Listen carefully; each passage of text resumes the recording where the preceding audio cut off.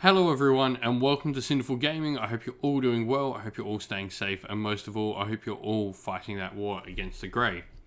Today we have another Black Library story review for you, and this time we're going to be talking about Gitslayer, a Gotrek Gurnisson story by Darius Hinks and narrated by Jonathan Keeble on the audiobook version. So let's start by talking a little bit about setting the scene. So, when the bad moon rises, Gotrek Gurnisson descends pretty much into the heart of the Moon Clan Grot Empire, into the Loon King himself's asylum, and deep within there in pursuit of vengeance. Gotrek's been aided by the Kharadron overlords of Barak Urbaz, and he seeks to find an answer to removing the Master Rune that has been plaguing him now from his flesh. However, Malineth Witchblade, a Cainite elf and a member of the Order of Vizier who's now been following along with Gotrek for quite some time in the story since he's come into the mortal realms, seeks to lead Gotrek away from this path of removing the rune from himself and maybe towards bringing it to her masters in the realm of Azir, those her masters who are from the Order of Azir. Meanwhile, there is a grot called Scrangfang who makes a play to become the new Lord of Asylum, the new Loon King as well. All of these different parts culminate in the story that is Gitslayer and give us a wondrous ride through the mortal realms, and in particular the realm of Metal Chamon. And so, the categorization of this particular story, as always, I guess, with most of Gotrek's stories now, from the earliest Slayer novels in Warhammer Fantasy 2 right up to now, it is, without a doubt, an adventure story. This follows Gotrek and Malineth's adventure across a new realm in the Mortal Realms, and just gives you a wide view of the particular realm in question, and it also gives you a great look into the Loon King's asylum as we get a really deep down interesting look in there during the adventure. It's a great story that just follows, Gotrek, who is an amazing character that's been built up over so many novels now, and his newer companions who've now had quite a time to build up their own, backstory and character sort of development over time. In Malineth, she's a fantastic character. I really love how the two of the characters play off each other. But it's an adventure story like everything with Gotrek in it. What is this book's purpose exactly though? So for me, I think a thing this book did really well is introduce Gotrek and I guess his sort of purpose and his feelings and who he feels it is to be Gotrek and how he feels it is to be Gotrek. It gives us a great look at his particular character, what he stands for, what he wants, what drives him, what he fears as well. It does all of that and really sort of introduce you to Gotrek on that sort of level, that very intimate level of Gotrek. This, maybe stuff we've heard before if you've really looked back in a lot of the previous stories in Gotrek, and it's maybe changed slightly from some very earlier publications, but this, for me, is a great introduction to Gotrek in the Mortal Realms and shows you in the Mortal Realms for the first time really an in-depth look at how he feels and his values and his beliefs. The book also does a great job at showing us the actual true relationship that Gotrek and Malineth Witchblade have built up together. No longer are they, this at odds couple at all times. There's a relationship down there, and this book does a really good job at showing us that relationship in its sort of most base and true form without going down and, just picking on the you're an elf, you're a dwarf, you don't like each other because of this. But it does a great job at showing us this true relationship behind all the snideness. Lastly, it also gives us a good look at the Moon Clan Grots. It shows us a bunch of different Moon Clan characters. It gives us a really good look into the weird and wacky and mysterious and sometimes scary as well home that the Moon Clan Grots have and their fortress of the Asylum. It sort of looks into that. While we don't get to see particular parts of it, it does just show us how weird and wondrous this place in the Mortal Realms is, and I can't wait to see more about the Asylum in other things.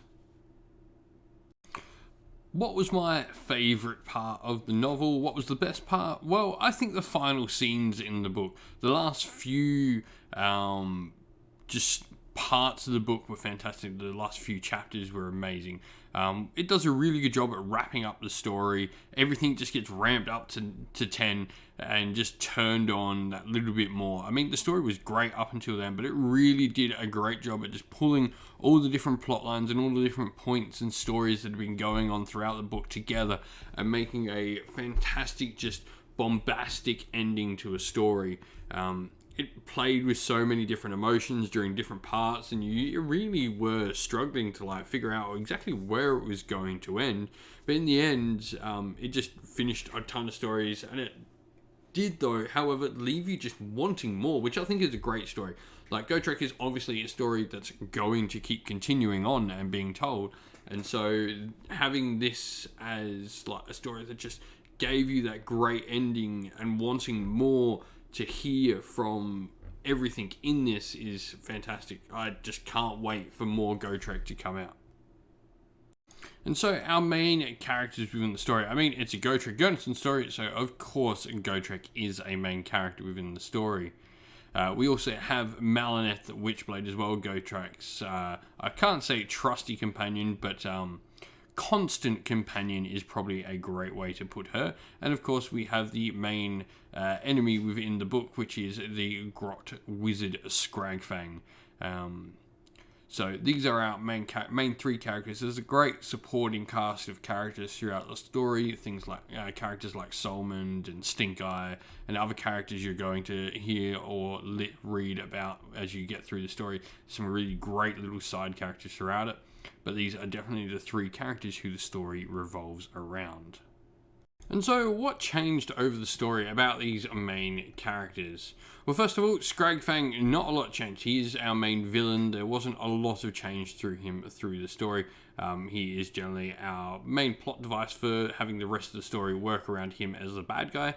But in the case of Malineth and Gotrek, their relationship really did sort of grow, and you get to understand it a lot more and how they actually feel about each other. It was really well developed and thought out within this book. It was definitely something that grew a lot in the book, as it has in many of the Gotrek stories so far, whether audio drama, audiobook, etc., novel, short story, etc. Malineth, her understanding of Gotrek as well changed a lot without the book. She learned more about him. She learned why and what he does, and why he does what he does. Her understanding of him was definitely improved throughout the book. And Gotrek, he changes his mind a lot all the time. I mean, that's Gotrek Gurnisson in a nutshell, but his thoughts and plans for life in the mortal realms changed once again in the book. He's now found a different way he wishes to live at the start of the book, and it constantly changes throughout different parts of the book as well. It's a great thing to just see Gotrek, this character who's able to adapt. I mean, for a stubborn dwarf, he sure does adapt pretty well. So who would like this book? Well, of course, if you've read any of the other Slayer novels, this is just another story in the Gotrek saga.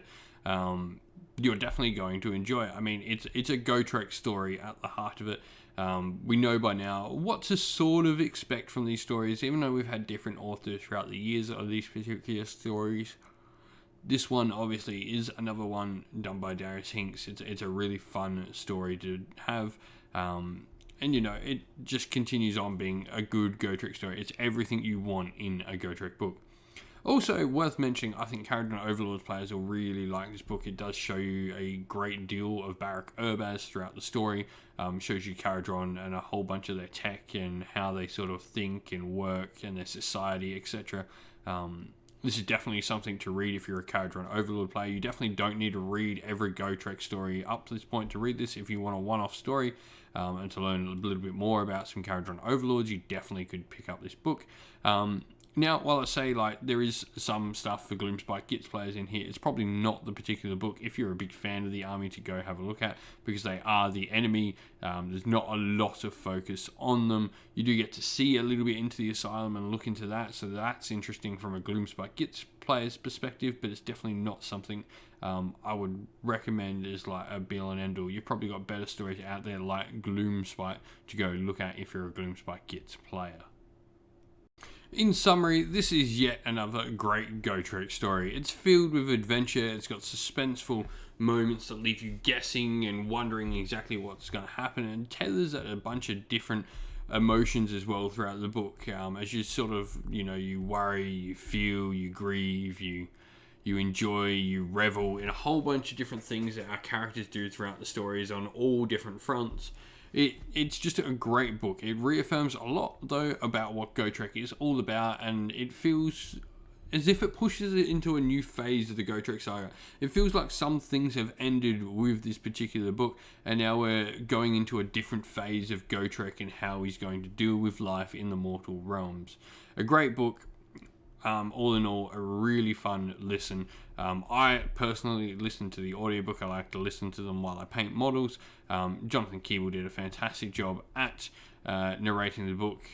Though I will admit it is still weird not hearing the voice of Brian Blessed as Gotrek. That always does feel a little bit odd, but Jonathan Keeble did a fantastic job at bringing the characters to life. And Darius Hinks did a great job at putting pen to paper and writing us this story. Really good job all round for everyone involved in the story. Fun read, fun listen. You can't wait for more. Well, thank you all for watching the video. We hope you enjoyed it. If you did, please don't forget to leave a like and subscribe to the channel if you have not already. Also, while you're at it, why not come chat more with us on Discord? We've got a link in the description of the video below to our Discord server. You can come chat with me and other members of our fine little community here at Sinful Gaming.